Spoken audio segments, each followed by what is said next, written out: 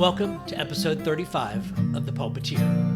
I'm your host, Eric Hepburn, and I'm glad to have you join us for today's episode. Today's podcast is entitled Healthy Men and Masculinity. This week is a live recording. It is a panel with my collaborators, Aaron Williams and Keith Hutchinson. When I joined San Gabriel last year, Keith, the vice president of our board, said that there was a member of the community he really wanted me to meet. So he set up a lunch at Monument Cafe, a Georgetown landmark, and the three of us met. Aaron is a co-founder of Men's Work Texas and, in my humble opinion, an emerging leader in Central Texas men's work. We began that day and started what turned into monthly meetings where we met, broke bread, and struggled with issues of masculinity and the messages, portrayals, and issues surrounding it. It is important to name that we are three white cis het men. So although we often discussed broader issues of race, gender identity, and sexual orientations, those perspectives are not part of our lived experience.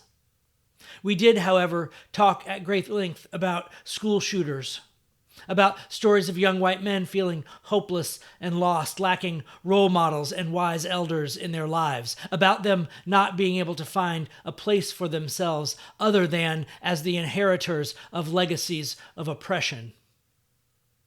So we offer these reflections as faithful witnesses to what is, and with a fervent belief that the future we all want to build has a place for every person, and that every person has inherent value and a potential that deserves expression. We'll begin with a reading from Pat McCabe. She is a Dene Navajo mother, grandmother, activist, artist, writer, ceremonial leader, and international speaker. Quote,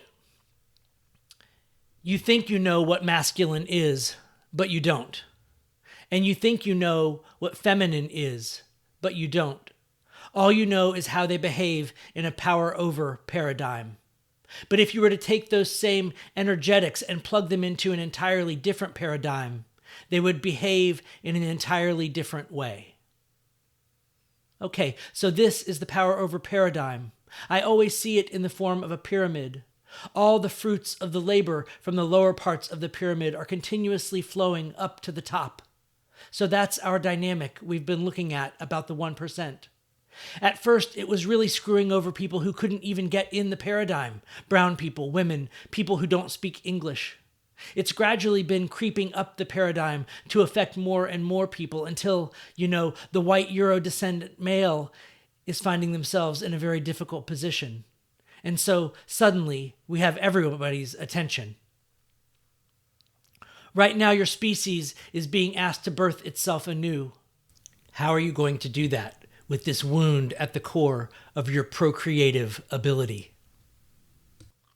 One of the most prominent features of the masculine is their eros. I'm going to open to the possibility that this must be a huge part of their thriving life design. Therefore, it is not to be villainized. There has to be a way for the entire community, children, elders, everybody, to uphold and have appreciation for that aspect of masculinity. How do we move into that? Nothing has ever been more effective or longer running than the illusion of separation between men and women, between the masculine and feminine, between male and female. That one has been the best one of all. To Men's Nation, I say, I love you. I love you. You are sacred. You are sacred beings. You are made with such care, your mind, your heart, your body, your spirit. Nothing is a mistake here. This earth receives you with all of her heart, with all of her goodness, abundance, and clarity, the same way that she receives me, the female of our kind. You have a perfect design for thriving life, to make life thrive, to cause all of the feminine seeds to flourish. I pray for you to be powerful And I ask that you use all of that power, all of that strength that you hold, and place and direct it in support of thriving life here on this Mother Earth. And if you will do that, then I know that I will have nothing to fear. Our world will change. End quote. And now, Aaron Williams, Keith Hutchinson, and yours truly. Good morning. Does anybody have anxiety in their bodies right now? I do. The idea of 3 white straight men talking about masculinity and what it means to be a man, right? I feel that. I just want to name that. Start there. Okay? That better? Yeah, okay. Well, yeah. All right. Getting used to the mic. I just want to speak to that part in us that is nervous about this conversation. And I want to affirm that part and just say that makes sense. We're inheriting a history where men talking about masculinity has only been through the power over paradigm. It has only been to dominate and to control. And so this morning, I want to invite you to have just a little bit of curiosity about what it might look like to have a conversation about masculinity where it would be healing and generative for the entire community. And with that, I want to tell you a story. This story took place in the 1970s in Africa, in South Africa, in a national park. And the authorities in this park, they were finding dead rhinoceroses all over the park, okay? And they couldn't figure out what was going on. And these dead rhinos, they weren't just dead, their bodies were mutilated. And around the carcasses was destroyed property, trees knocked over, and things just destroyed everywhere. And so they did some digging, and they found the culprit was this rogue group of adolescent male elephants, okay? And they did a little bit more digging to figure out, okay, why is this group of adolescent male elephants doing this? Why are they going crazy and killing all of these rhinos? And they found that this herd, the unique thing about this herd of elephants was that it didn't have any adult male elephants. They had just recently moved all of these elephants to this park, and the adult males were the biggest and the most expensive to move, and so they didn't move them. What was happening was these adolescent males had a rush of reproductive hormones, and they didn't have the resources to regulate and co-regulate their nervous systems with that hormone rush. And they just started destroying and killing. And so the authorities had an option. They had two options here. They could either castrate these young males and remove the hormones that way, or they could spend the capital, spend the money to bring in the adult males. Luckily for the herd, they decided to bring in the adult males. The fascinating thing is this: within hours, not days, not weeks, within hours, these adolescents regulated the hormones. You see, we need community to learn how to regulate and co-regulate.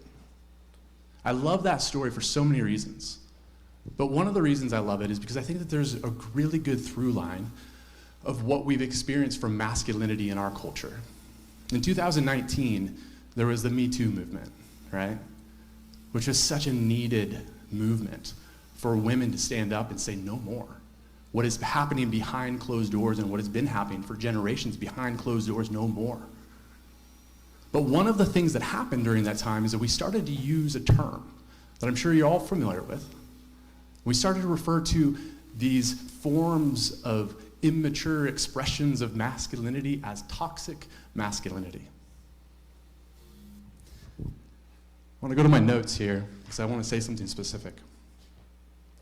Toxic is a great way to describe the impact of immature masculinity.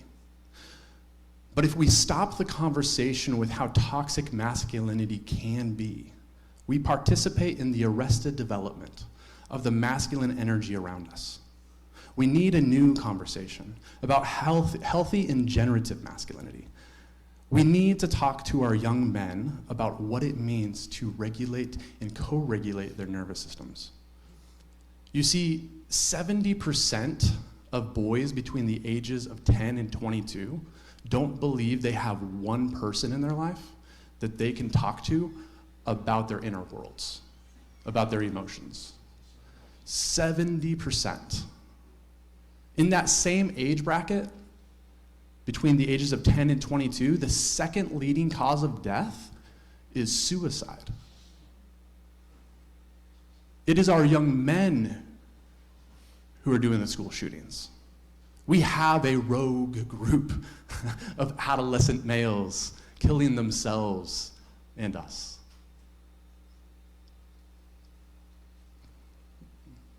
And so I asked the question, and I want to couch this conversation this morning as we walk down these trailheads of what it looks like to foster healthy masculinity in a community. I want to ask the question of what is the relational and emotional capital that we need to spend to build the scaffolding necessary for our young men to have a different option. The first trailhead we come to in this process and in this journey that I want to take us down is the trailhead of power. It's essential in this conversation. Because you see, masculinity has only been defined in a power over paradigm, as Pat McCabe so eloquently said.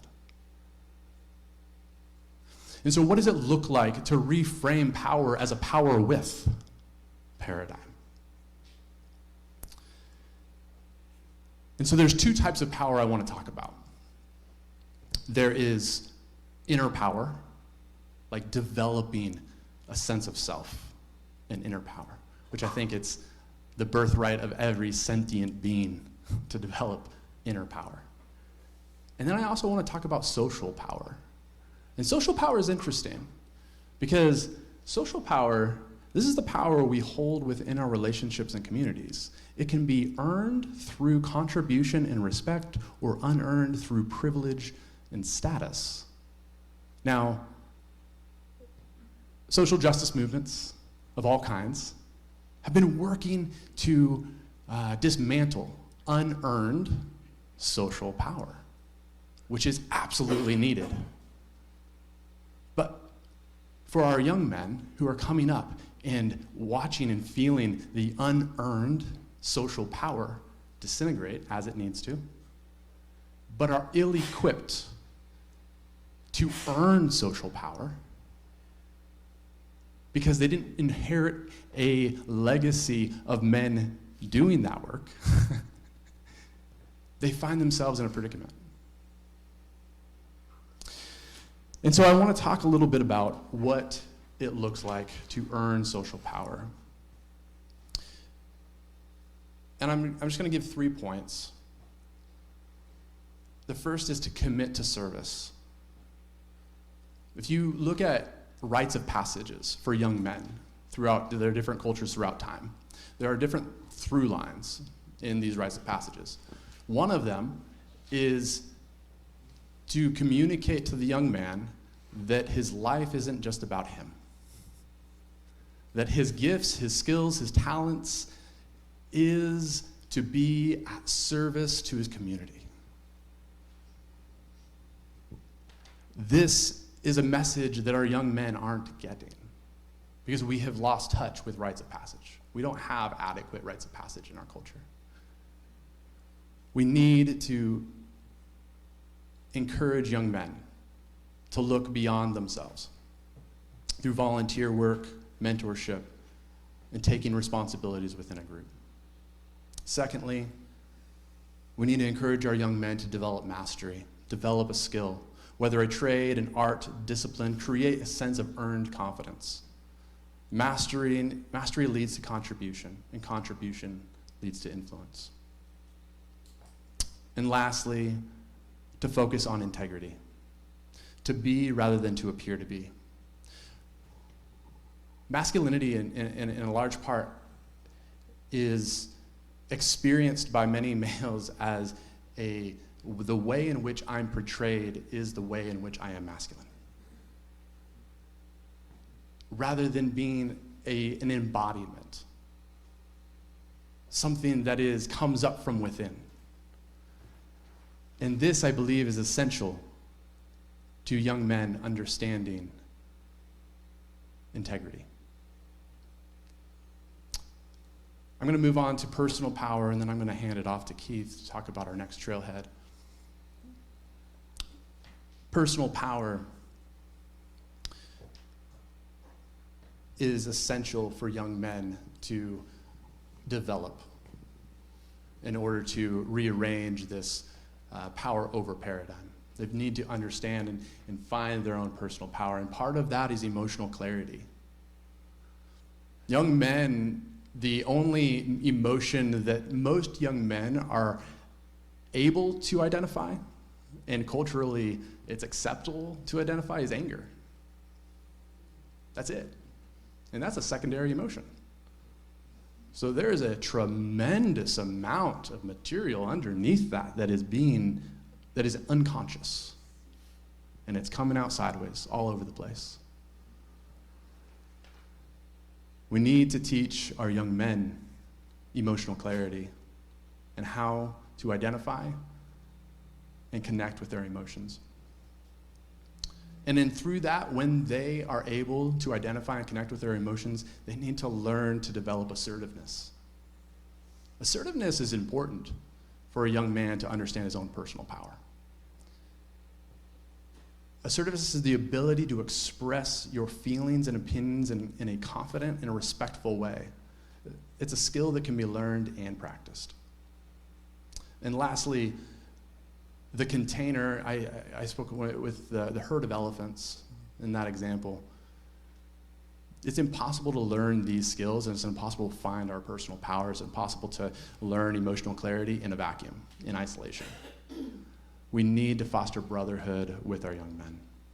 Foster a culture where sharing our emotions is normal. Where it becomes the new norm.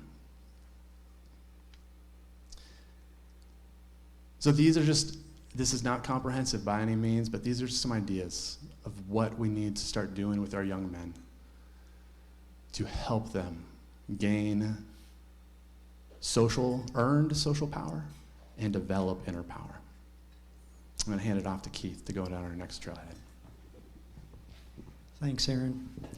As you know, as Eric and Aaron and I were meeting and talking about this for over a long period of time, and we spent quite a bit of time talking about what's wrong with masculinity.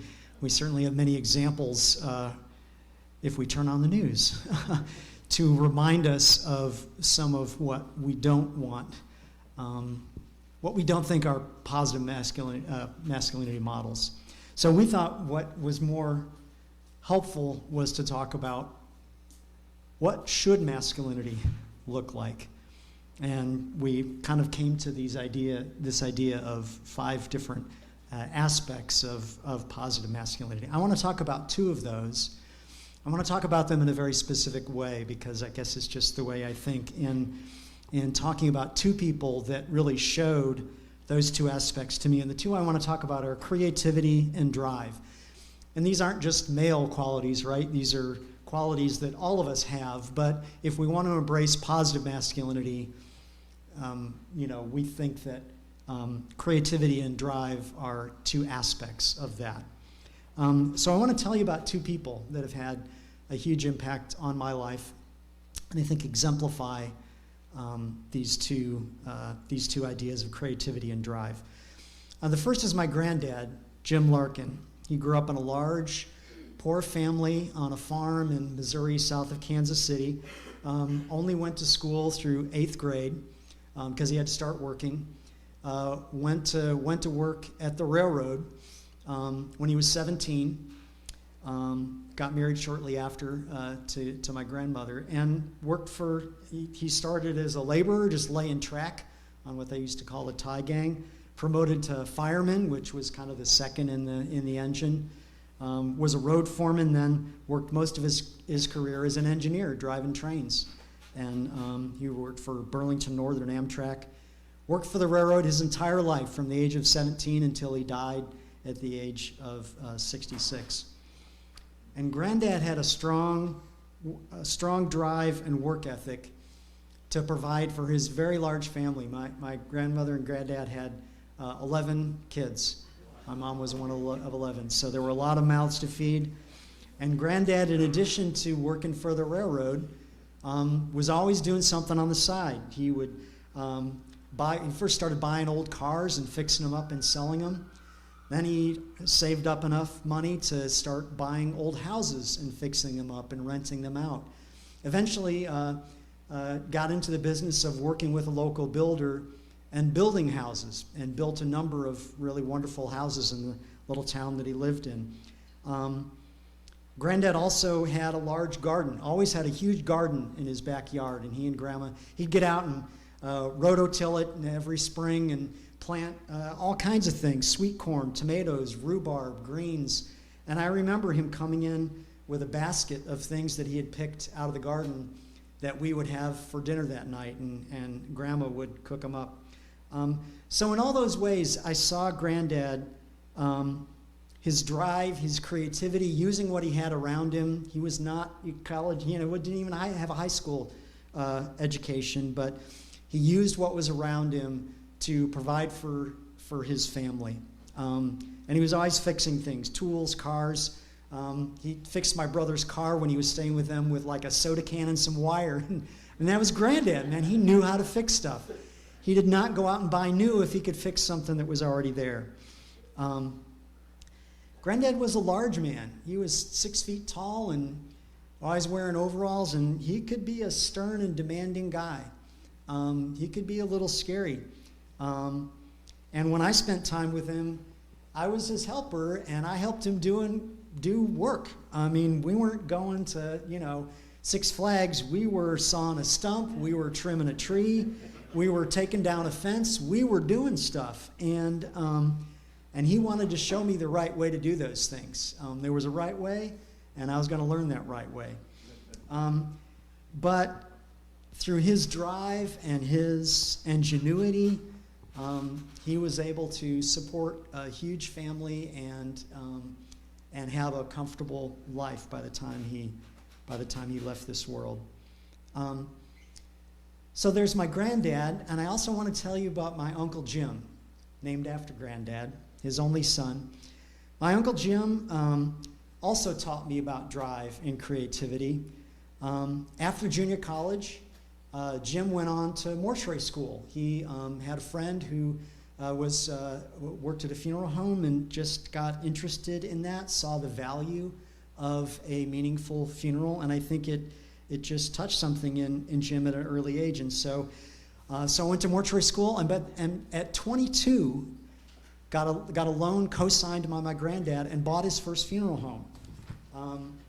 He started making renovations to that funeral home and improving it and improving the business, and in a few number of years had 4 funeral homes that he either built or bought and renovated.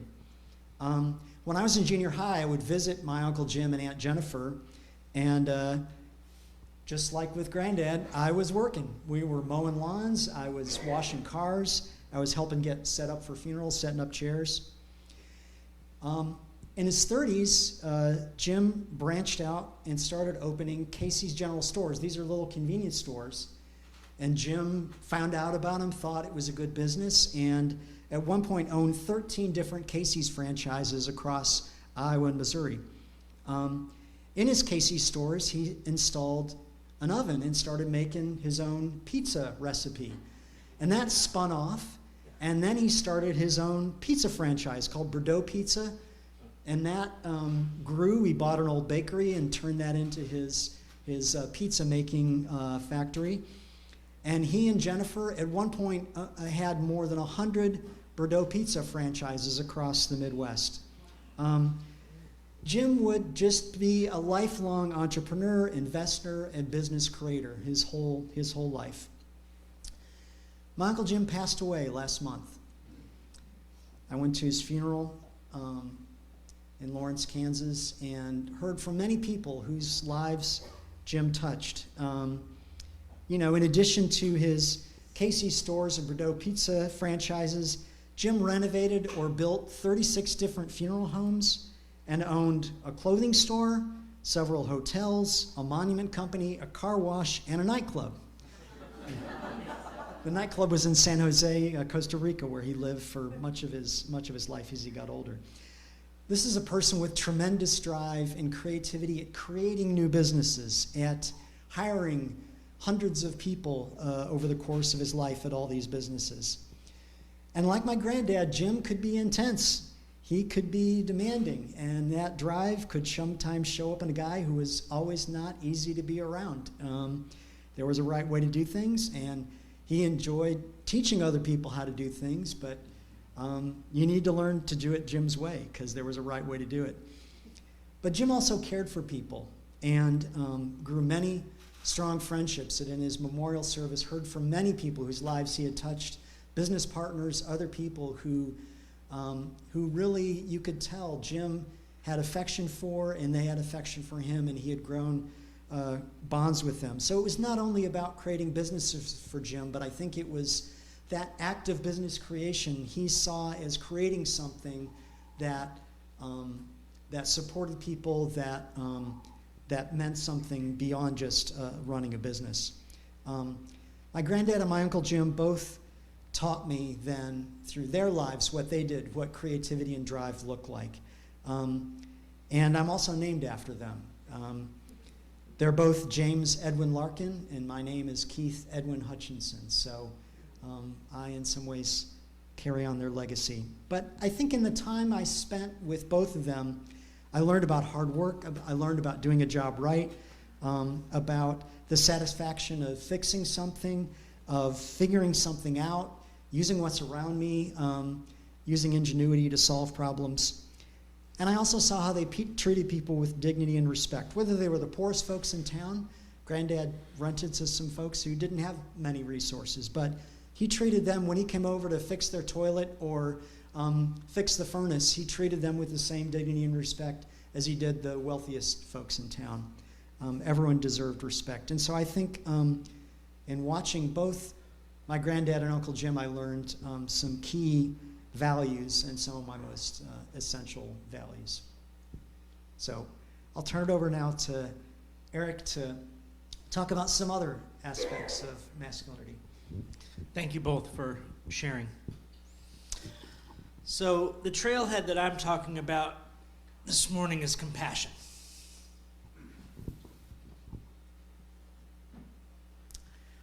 And I want to start here.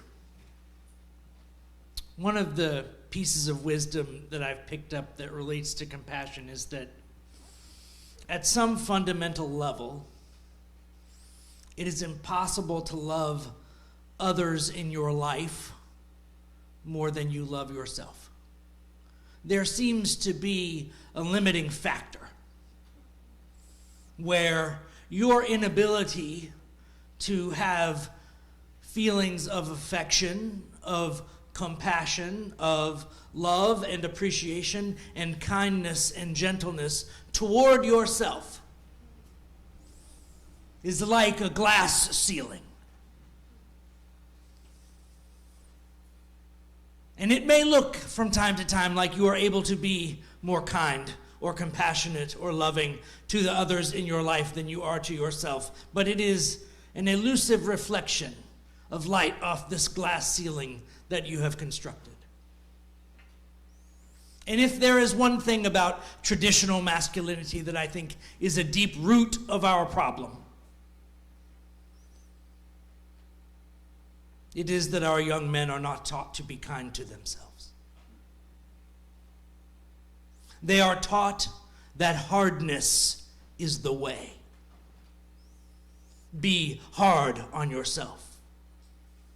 You have to be hard to survive at the railroad. You have to be hard to survive in your neighborhood. You have to not cry. You have to not show that things affect you deeply, even when they do.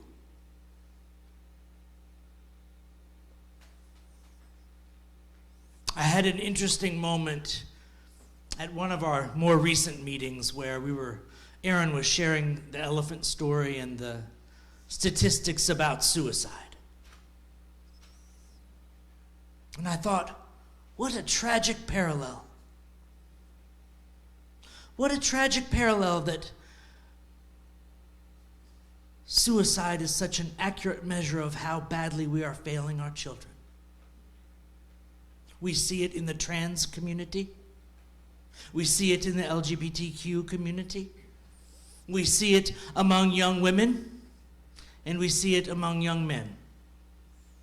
So, we are all different, and yet, maybe not so different. Maybe the recipe for healing deserves to have different flavors and different facets, but I don't think the fundamental recipe is different.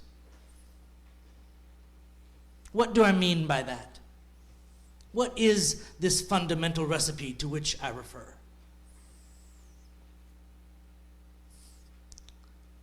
Everyone deserves to be on a journey to find themselves, to become authentic, to find a place in their family, in their community, where who they are and how they are is valued and loved and able to contribute its own unique energy into that community to help it grow, to help it thrive. What did Pat McCabe say? The thriving of life. Put your energies in the service of the thriving of life.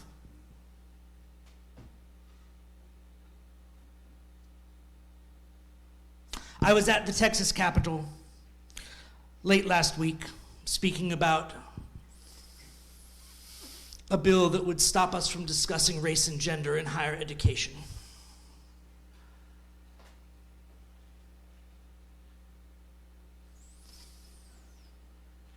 Some of my comments were relevant to the topic that we're discussing today. You can't protect your children from the truth.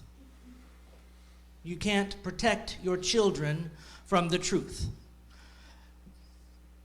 Now, the white Christian nationalists who are proposing this bill think they can protect their cishet white children from the truth.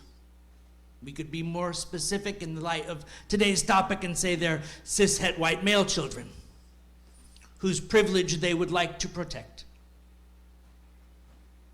It's understandable. We all have egos. We all want to value our tribe over every other tribe, our kind of people over every other kind of people. It is a normal thing that humans like to do. We like to feel a little better than our neighbor. But it is not to be mistaken for spiritual maturity, that desire. The herd of young elephants had no constraint on that belief, that they could do whatever they want, and their power was unbridled, untamed, undirected, and ultimately, as Aaron's story shows, unproductive. It led only to disaster and mayhem. Without wise elderhood in the room, to show you what that energy was given to you for, it can easily turn into destruction. So, there are some unique things about masculine energy and about feminine energy. And I'm joyful to say that we're discovering there are some beautiful things about androgynous energy and other kinds of energy. that we're all discovering. And what a blessing. What a blessing that the check boxes don't have to be rigid cages. What a blessing for all of us. But one of the things that brought the three of us together was the following troubling tendency. For the people who are not white male cishet folks, their check boxes had been cages for a long time. And we know this. And this is part of our healing journey. But those breaking out of their cages, many of them wanted to put young white cishet men in a cage by saying all you can ever be is toxic. You are masculine, masculine is bad, masculine is toxic. Equation solved, get in your cage. As long as any of us are in cages, we are all in cages. As long as any of us are in cages, we are all in cages. What I want to tell and try to tell the white Christian nationalists who are trying to pass this bill to protect their children is that none of our children are any safer than the least safe child in the world, and cannot be. It is that same weird thing about the glass ceiling. It is one of those inevitable and strange spiritual laws. So, I want our young men to learn how to become their true, authentic selves in service to and relationship with themselves and others. And I want that for all the other kinds too. It is not, nor need it be, exclusive.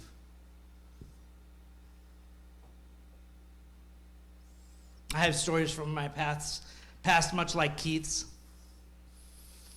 I learned how to be competent, very competent, self-definingly competent at a great many things.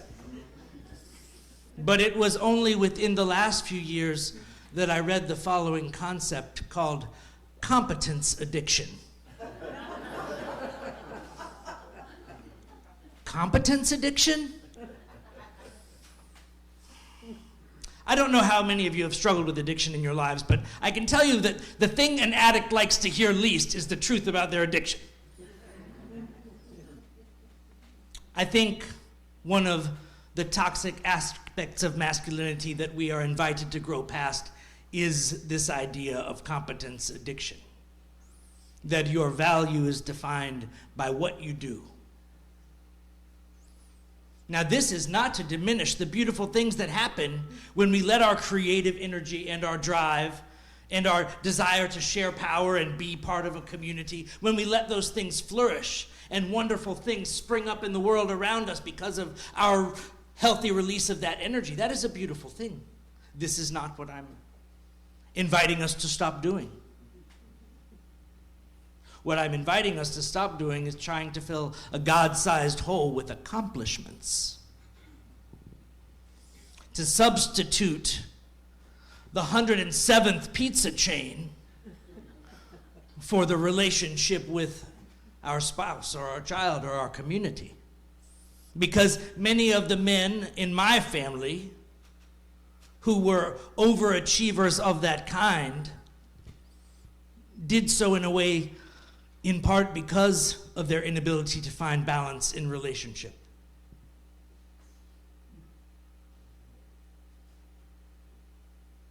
Discernment is the ability to praise the praiseworthy while seeing that there were parts that were not and that ought not be emulated. Discernment is the ability to see the praiseworthy and to follow it, to see what was beautiful and life-giving and affirming and healthy about it, and yet to see the aspects that were not. so that they can be healed, so that we can be healed. Amen. I want to invite my brothers to have a final word if you'd like. Well, thank you, Eric, for touching on something that I could have done a whole other talk on was,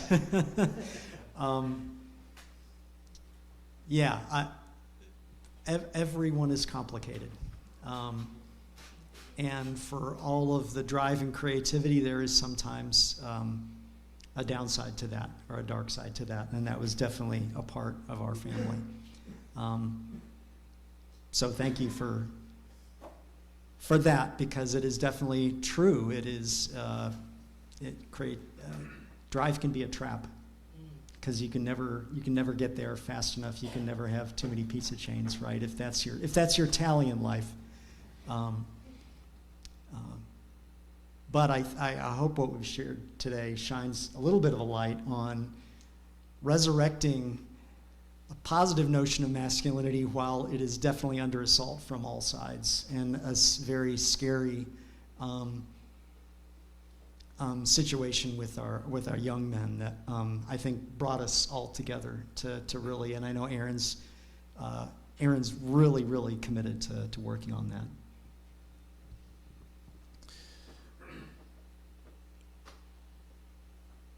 You know, we're called to teach the thing we need to learn the most. I don't know. There's nothing about this for me that feels prescriptive. That I feel like, I'm holding a microphone talking about masculinity, but I'm figuring this out. Because the truth is, what I inherited doesn't work for me. I could either be a doormat or a perpetrator. That's my family history. Neither option works for me. And so, if the inheritance you received as a man doesn't work for you, and you want to develop something that does in community, I would invite you to come talk to me afterwards. It is something that I have been developing for the last few years. It's called Men's Work Texas, and all men that identify as men are welcome.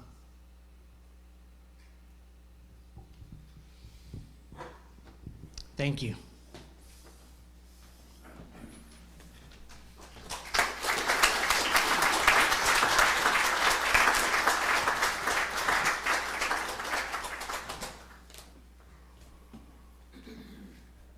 Until next time, thank you for joining us on The Pulpiteer. If you enjoyed the podcast, you can help others find it by liking and subscribing. If you're so moved, you can even leave us a review. All reviews will be gratefully received.